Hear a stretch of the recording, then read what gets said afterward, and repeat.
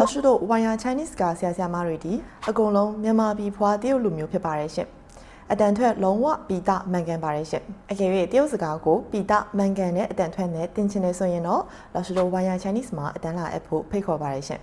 因为老师的发音水平会限制学生的发音水平ဆရာဆရာမရဲ့အတန်ထွက်နီးမှန်မှပဲကျောင်းသားကျောင်းသူရဲ့အတန်ထွက်နီးကမှန်နိုင်ပါမယ်ရှင်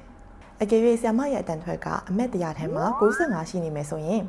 သူ့ကျောင်းသားကကြိုးစားမယ်လိုက်လုပ်မယ်ဆိုရင်တော့အမက်80 80လောက်ရောက်နိုင်ပါတယ်ရှင်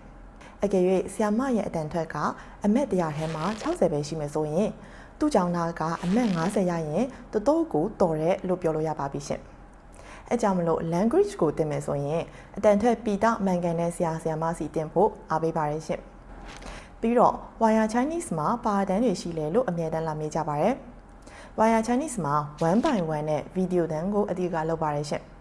1 by 1မှာပဲဖြစ်ဖြစ် video တန်းမှာပဲဖြစ်ဖြစ်အတန်ထွက်လုံးဝမှန်ကန်ပီတာတဲ့ဆရာဆရာမတွေနဲ့သင်ကြားပေးမှာဖြစ်ပါတယ်ရှင်အတန်းကကြတော့ HSK အတန်းနဲ့အပြောတည်တန်းဆိုပြီး2မျိုးရှိပါတယ်စာရေးစာဖက် grammar အပြောအဆိုအကုန်လုံးစုံစုံလင်လင်ပါတဲ့ full skill အတန်းဆိုရင်တော့ HSK ပါရှင်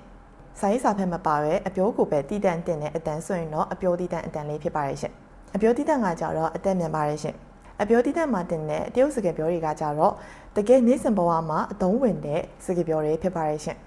အပြောတည်တန်းကို level 3ထိတက်ပြီးဆိုရင်တော့ရုံခိုင်ပိုင်းဆိုင်ရာအလောက်ပိုင်းဆိုင်ရာစကားပြောလေးတွေစပြီးတော့လေ့လာလို့ရပါပြီရှင်